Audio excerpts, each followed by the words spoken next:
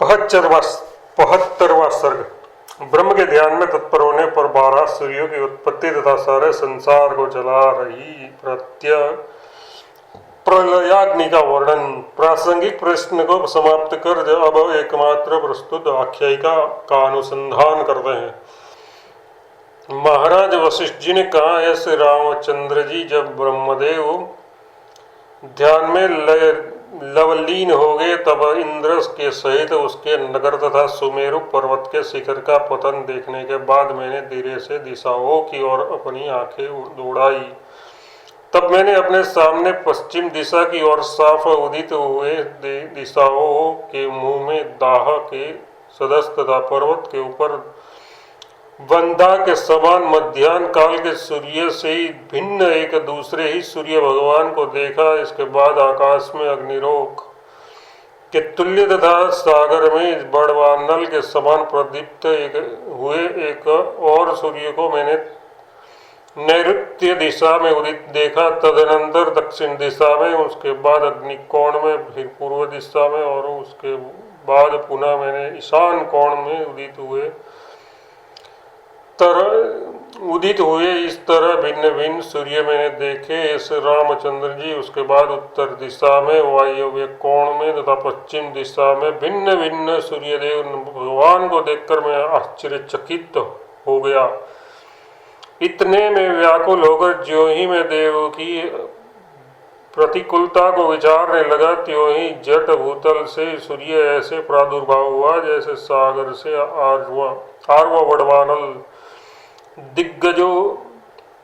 दिग्गणों के मध्याकाश में 11वां सूर्य उदित हुआ। उस 11वें सूर्य में दर्पण में प्रादुर्भूत हुए प्रतिबिंब की तरह 3 अन्य सूर्य उदित हुए। हे श्री रामचंद्र जी, उस 11वें सूर्य में वे तीनों सूर्य भगवान रुद्र के शरीर हैं। उस भगवान रुद्र के शरीर के मध्य में 3 नेत्र हैं। 12 सूर्यों के आकार के बराबर परिणाम वाला प्रदीप्त सूर्यों का समूह होकर वह रुद्र शरीर सभी दिशाओं को खूब जोर से जलाने लगा जैसे सूखे जंगल को अग्नि। तदनंतर जतखंड को शून्य बना देने वाला ग्रीष्म ऋतु का दिन प्रकट हुआ है कमलनयन। इसके बाद जट बिना अग्नि के ही अग्नि का दाह तथा अदृश्य उल्काओं को में गुलमत उत्पन्न हुआ। अग्नि रहित उस सौराग्नि के दाह से मेरे सभी अंग दावाग्नि से दग्ध एवं खिन्न से हो गए। उसके बाद उस प्रदेश को छोड़कर मैं बहुत दूर आकाश में आरूढ़ हो गया और प्रबल हथेली के आघात से मारे जा रहे गेंद की तरह आकाश में जाकर वहां स्थिर हो मैंने उदित हुए प्रचंड तेज युक्त तप रहे 12 सूर्य समूह को 10 दिशाओं में भी देखा तथा उस दिशाओं में तारों के सहित आकाश को व्याप्त कर देने वाली ज्वाला के समान चंचल वर्तुलाकार बहुत नक्षत्र चक्र देखा है। श्री रामचंद्र जी, वहाँ मैंने महाकुह कुह शब्दों से युक्त 7 समुद्रों को खूब खोलाकर काढ़ा बना रहे तथा ज्वाला सहित उल्काओं से सारे लोक और समस्त नगरों के भीतरी भाग को अच्छी तरह परिपूर्ण कर देने वाले 12 सूर्य समूह को देखा। उस सूर्य मंडल ने ज्वाला सदस्य घन रत्न वस्त्रांबड़ों से सारे पर्वतों को सिंदूरी रंग का कर दिया था तथा दीप्यमान लोकपालों के घरों में स्थित बिजली की तरह उसने समस्त दिशामंडल को बना दिया था। चट चट शब्द करते हुए नगरों के मंडल को उसने स्फुरित हो रहे कटकट शब्दों के आडंबरों से युक्त कर दिया था। शिला के समान घनीभूत भूतल पर उद्भूत हुए दंडाकार ध्रुवों से भुवन स्थान मंडल को हजारों कांच के खंभों से वह परिपूर्ण बना रहा था। कांटा रूप में परिणत हो रहे समस्त प्राणियों तथा पृथ्वी आदि महाभूतों के ऊंचे आक्रंद से उसमें अति घर घर शब्द हो रहा था। हे श्री रामचंद्र जी, वह 12 आदित्यों का मंडल जिसका मैंने अवलोकन किया, चारों ओर से समस्त प्राणियों के लोकों एवं उनके अंतर्गत नगरों के पतन से फट रहे पदार्थों के चटचटा शब्दों से उद्भूत प्रचंड था। अश्विनी आदि तारा समूहों के पतन के अभिघात से धरातल के रत्नों को वह घिस रहा था। सभी स्थानों में अपने अपने घरों के भीतर उसके ताप से जल रहा जन समुदाय इधर उधर जोर से भाग रहा था। मरे हुए तथा आक्रंद पूर्वक खूब पकाए जा रहे प्राणी समुदाय से वह सारे दिक्तटों को दुर्गंध युक्त बना रहा था। सारे महानगरों के जल जंतुओं को जो उनके उदर में रह रहे थे संतप्त हुए जलों से व्याकुल कर रहा था। सारी दिशाओं में व्याप्त अग्नि के दाह से उसने भिन्न भिन्न अनेक नगरों के प्राणियों को मारकर उन्हें रोदन से शून्य बना रखा था। उनमें रोने वाला कोई एक भी प्राणी न रहा था, ऐसा उन्हें कर रखा था। हे श्री रामचंद्र जी, मैंने 12 आदित्यों का वह समुदाय देखा जो विदलित हो रहे तथा दग्ध हो चुके दिग्गजों के दांतों रूपी खंभों से दिगंत पर्वतों को अधोभाग में धारण कर रख रहा था तथा पर्वतों की कंदराओं के छिद्रों को धूम्र मंडलों से कुंडलमय बना रहा था, यानी परिपूर्ण कर रहा था। वह जले हुए नगरों के मंडलों को गिर रहे पर्वतों के द्वारा पीस पीस कर खूब चूर्ण रूप में परिणित कर रहा था और पच पच शब्दों से शब्दमय हो रहे महापर्वतों के हाथियों को वह खूब पकाने में संलग्न था। संताप से संतप्त होकर उछलते हुए प्राणियों द्वारा सभी नग सागरों एवं पर्वतों को वह ऐसा बना रहा था मानो उन्हें ज्वर आ गया हो। हृदय फटने से सारहीन हो जाने के कारण विद्याधरों एवं उनकी अंगनाओं को गिराने में वह बराबर तत्पर हो रहा था। हे श्री रामचंद्र जी, उस समय कुछ लोग जोर शोर से खूब चिल्लाने तथा रोने से थक गए थे एवं कुछ योगी लोग उस समय ब्रह्मरंध्र को फाड़कर उसके द्वारा अपने प्राणों को निकाल देने से अमर भी हो चुके थे। स्वर्गलोक में जलती हुई ज्वालाओं द्वारा पाताल पर्यंत सारा भूतल उस समय खूब संतप्त हो रहा था। खुले समुद्रों में उसके द्वारा लगातार सदा पकते रहने के कारण मगर आदि जल जंतु परस्पर खूब टक्कर खा रहे थे, इसलिए वे सब के सब देखने में उस समय बड़े भीषण प्रतीत हो रहे थे। जल रूपी ईंधन न मिलने से वे बड़वानल मानो उड़कर स्वयं आकाश में चला गया। वहां पहुंचते ही हजारों तरह से नृत्य करते हुए अपने अप्सराओं को जिसने उछलकर पकड़ लिया, वह 12 आदित्यों का मंडल मैंने वहां देखा है। श्री रामचंद्र जी, उसके अनंतर प्रलयाग्नि रूपी नट जगत रूपी जीर्ण कुटी में तांडव नृत्य करने को तैयार हो गया। वह जल रही ज्वाला रूपी किंशुक पुष्प के वर्ण की तरह वस्त्रों से सुशोभित था। बड़े वेग से फट रहे वास आदि के कारण पटपट आदि शब्दों के आडंबर से युक्त था, यानी वह उसने नाना तरह के बाजों का आडंबर रखने वाला था। चंचल उन्मुख रूपमाला पहने हुए था। प्रचंड एवं विरोचित शब्दोच्चारण कर रहे योद्धा की तरह अलंकृत दिखता था। प्रज्वलित ज्वालारूपी अपनी लंबी भुजाओं से सम्मिलित था।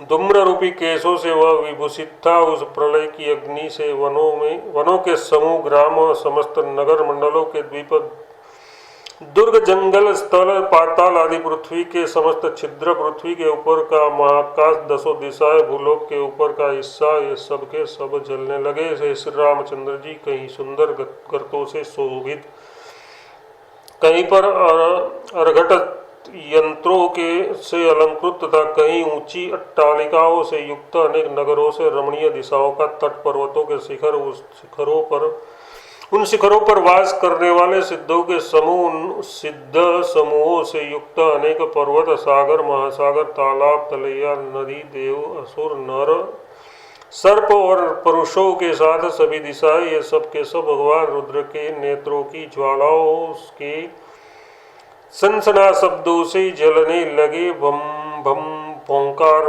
भयंकर शब्दों से बहुत ज्यादा धूलि फेंकती हुई ये सभी दिशाएं दुष्ट राक्षसों की तरह तत्पर परस्पर धूलि एवं जल फेंक फेंक कर क्रीड़ा करने में तत्पर हो गई। ये सभी अपने मस्तक के ऊपर ज्वाला समूह से उज्ज्वल केश धारण किए हुए थी, यानी ज्वाला जाल रूपी चमकीले केश उसके माथे पर विराजमान थे। उत्तम गर्तों से युक्त पर्वत भूमियों की गुफाओं से खूब ज्वालाएं निकलने लगी। उस ज्वालाओं के उदर में स्थित समस्त भूत जातियां लाल रंग की हो गई। संपत्ति रहित उन सब दिशाओं ने तत्काल निकाले हुए रक्त के सदस्य ज्वाला जालों से जो सिंदूरी रंग के मेघों की तरह सुंदर थे, स्थल कमल के उदर में लीन शोभा को धारण किया। दगदग शब्दों से गाते हुए सारे संसार में व्याप्त ज्वालाओं के जालों से आकाश मानो रक्त वस्त्रों से या संध्याकालीन मेघों से आकीर्ण हो गया, अथवा ये भी कह सकते हैं कि ज्वाला समूह से आवृत वह सारा आकाश ऐसा प्रतीत होने लगा मानो उड़कर वहां ले गए विकसित किंसुक के वनों से ढका हो। श्री रामचंद्र जी, ऐसी ही दशा संपूर्ण सागरों की भी हो गई। वड़वानल से समृद्ध सारे सागर भी ऐसे हो गए मानो उसने अशोक के वन खिल गए हो, या स्थल कमलों से वे संवलित हो गए हो, अथवा प्रातः कालीन सूर्य के समूहों से व्याप्त हो चुके हो। युवावस्था को प्राप्त दावानल चित्र लिखित कोठों पर भी मिथ्या अग्नि को मानो यथार्थ अग्नि बनाने के लिए नाना वर्णों की प्रज्वलित हो रही शाखाओं तथा धूम्र विन्यासों की श्रेणी वाला होता हुआ 1000 फणों की श्रेणी वाले सर्पराज के समान विस्तार को प्राप्त हो गया। अनेक सूर्यों के उदय और अस्त आदि से विंध्याचल भी विदुरता को प्राप्त हो गया, तथा दक्षिण देश में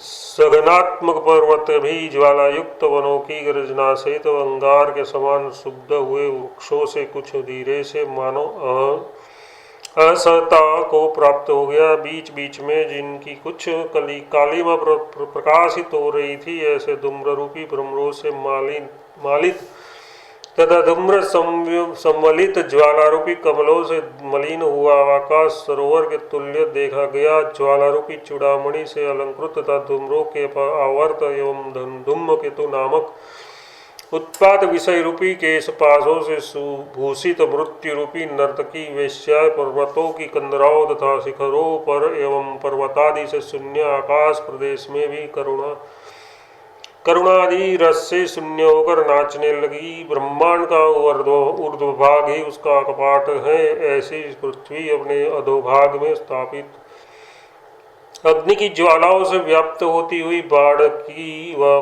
खपड़ी तैयार हो गई, जहाँ पर भुने जा रहे दानों की जगह अत्यंत क्लेश युक्त शब्द सहित गिरते हुए एकमात्र प्राणियों के समूह ही विद्यमान है। उस प्रलय काल में अपनी छाती पीट पीट कर रो रही जगत लक्ष्मी के हृदय पर स्थापित हुए हाथ में अनेक द्वीपों की खोदी हुई मूर्तिकाओं, सातों समुद्र रूपी जलों तथा उनमें व्याप्त अग्नियों से कांच एवं उनकी क्रांति से युक्त स्वर्ण की जगह पर स्थित नाना वर्णों से मुखों एवं मणियों से लाल हुई ये पृथ्वी सुवर्ण विरचित मनोहर शब्द कर रहे कंकड़ों की पंक्ति सी हो गई। उस समय सभी पर्वत चटाचटा शब्दों, सभी वृक्ष कटकट शब्दों तथा सभी देश हलहला शब्दों के साथ अच्छी तरह विदलन को प्राप्त हो गए। इसी तरह सागर भी कुछ पीट पीट कर एक तरह से रोने लग गए। ये उपेक्षा करते हैं। कथित आकार वाले जिनके जल खूब खोल गए थे, ऐसे तथा फैनिल होने के कारण उन फैनों के उल्लास से परिपुष्ट हुए सारे समुद्र स्वी जल में पड़े सूर्य प्रतिबिंब रूप तिलक से समन्वित अपने मुख में तरंग रूपी करतलों से आघात पहुंचाते हुए रोने लग गए, तथा पुनः वे सबके आपस में संबंध होकर तरंगों के आघात से मिट्टी तथा पत्थर आदि को बिल्कुल बराबर कर देने के कारण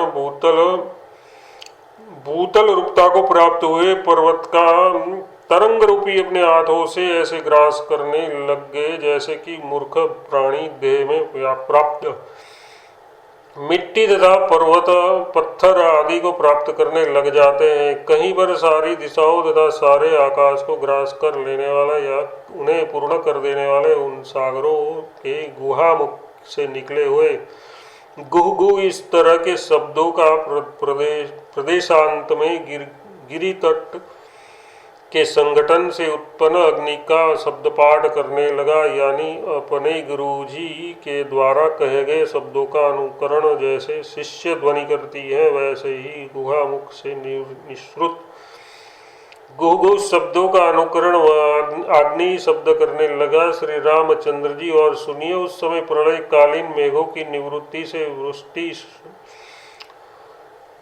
वृष्टि शून्य दसों दिशा भी लोकपालों के नगरों के गिरने से दाह में संतप्त हुए अंगारों से परिपूर्ण पर्वतों की भांतियां होती हुई उन्मत्त वृत्ति होकर व्याकुलता को प्राप्त होने लगी। समीप के अनेक पर्वतों इंद्र कल्पद्रुम आगारों तथा गुहों के सहित सुंदर आकार वाला स्वर्ण द्रव रूप सुमेरु पर्वत उस समय धीरे से ऐसे जल गया जैसे धूप में हिम। संपूर्ण शीतल अंतःकरण से युक्त एवं शुद्ध हिमालय पर्वत तो उस प्रलय आग से एक ही क्षण में लाश के सदस्य ऐसे पिघल गया जैसे दुर्जन से सज्जन। है श्री रामचंद्र जी, उस महाभयंकर प्रलयकालीन दशा में भी मलयाचल तो अपने निर्मल सौरभ से युक्त ही स्थिर रहा, इसमें कोई आश्चर्य की बात नहीं है। उदार महापुरुष तो नाश के समय भी अपने उत्तम गुण को नहीं छोड़ते, महान पुरुष तो नष्ट होते हुए भी आनंद प्रदान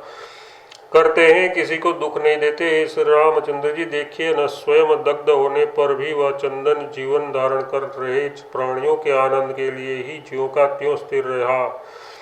उत्तम वस्तु कभी भी अवस्तुता को यानी निकृष्टता को नहीं प्राप्त होती। देखिए, प्रलयकालीन अग्नि से जल रहा भी सोना सर्वदा नाश को नहीं प्राप्त हुआ। जो वस्तु कभी नष्ट नहीं होती वही इस जगत में सार है, उसी की प्रशंसा करनी चाहिए। इस अभिप्राय से कहते हैं, उस प्रलयकालीन अग्नि में स्वर्ण और आकाश ये दो ही नष्ट न हुए, उन्हीं दोनों का शरीर प्रशंसनीय है, क्योंकि सबका नाश हो जाने पर भी उनका नाश नहीं हुआ। आकाश तो विभू यानी व्यापक होने से अविनाशी है, और सुवर्ण दोष रहित होने से यानी दोषों से निचोड़कर शोधित रूप होने से अक्षय है। इसलिए है श्री रामचंद्र जी रज और तम से निचोड़कर निकले हुए, यानी जिसमें और तम कुछ बिल्कुल नहीं है, ऐसे शुद्ध एक सत्व को ही ब्रह्म सुख की अभिव्यक्ति होने से मैं सब सुखों का सार समझाता हूँ। मैं रज अथवा तम को सुख का सार नहीं समझता। मेघरूपी पर्वतों को जलाने वाला महाध्रुम की ज्वाला सहित प्रलयाग्नि रूपी वारिद मतलब मेघ इधर उधर चल रहे उच्च जंगलों की नाई आकाश में स्फुरित होता हुआ बिखरे हुए अंगारों की वृष्टि करने वाला हो गया। सभी तरह के जलों के बिल्कुल सूख जाने के कारण यानी संस्कार मात्र भी अवशेष न रह जाने के कारण स्मृति के अभाव से अत्यंत ही दुखी अतः शून्य स्वरूप विशाल शरीरधारी अंडज आदि चार तरह के जीवों का तथा सर्वथा शुष्क हो जाने से आकाश के वृक्ष के पत्तों के पात्र स्वरूप प्रलयाग्नि की ज्वाला से दग्ध हुए जल सहित मेघों की हे श्री रामचंद्र जी ज्ञानाग्नि से दग्ध हुए तत्वज्ञानी के दोषों की नाई कभी भस्म भी न दिख पड़ी। तब जब तक उल्लासित हुई वह प्रलयाग्नि कैलाश पर्वत को न लांघ सकी। इतने में ही कल्पांत के लिए कुपित हुए रुद्र भगवान ने अपनी नेत्राग्नि से उस कैलाश को जला दिया। उस दाह का भी वर्णन करते हैं। दाह से तड़कते हुए वृक्षों के तथा महाशिलाओं की चट चट शब्दों द्वारा उस कैलाश पर्वत के नीचे से के सभी पर्वत लकुटों तथा पर्वत के ढेलों से समूहों से मानो युद्ध करने लगे। युद्ध करते हुए वे समान प्रतीत होने लगे। और सुनिए, ये सभी पर्वत ज्वालाओं के घनघटापों से मुकुट सहित चंचल अग्र शिखर वाले होते हुए आकाश में विकसित हो रहे महाकमलों के अनेकों जंगल जैसे हो गए। कभी तो सृष्टि अवश्य रही ही होगी। इस प्रकार सृष्टि रमणीय दशा को प्राप्त हो गई। मूर्खों को जगत की असारता का स्मरण दिखलाते हुए कल्पांत प्रत्यक्ष आ गया। ताप और उपताप में परम यानी सबसे बड़े चढ़े तथा दूसरों को मारने में तत्पर प्रलय काल के पवनों ने संपूर्ण भुवनों का खरगोश के सिंह आदि असद्रूप पदार्थों की तरह सर्वथा अत्यंत अभाव कर दिया। उस प्रलय के प्रवृत्त होने पर वज्रपातों से प्राणियों के अंगों को पीड़ित करने वाले तथा प्रकाशमान अग्नि के उल्काओं से संयुक्त होने के कारण गुल्म मंडलों के सदस्य शोभायमान प्रलय समय के पवन देवताओं की पंक्तियों को विदलित करते हुए अग्नि के बीच से निकलकर सारी दिशाओं को चाटते हुए से बहने लगे। चंचल ज्वालाओं से तड़कते हुए अग्निमय वृक्षों के वनों में उत्पन्न भस्म सहित उष्णता से आकाश को व्याप्त करने वाले भ्रमण करते हुए उल्मुकों के अभिघात से निकल रही अंगार सहित पीली ज्वालाओं से युक्त कंजल रूप से गिर रही तथा पावक की श्रृंग प्राप्य शिखा के मध्य में विलास करती हुई कज्जल युक्त ज्वालाओं की पंक्तियों से श्यामवर्ण एवं सुंदर संपूर्ण जगत में अग्नियों को प्रकाशित करने से स्तुति योग्य वेग वाले पवन बड़े वेग से बहने लगे। 75वां सर्ग समाप्त।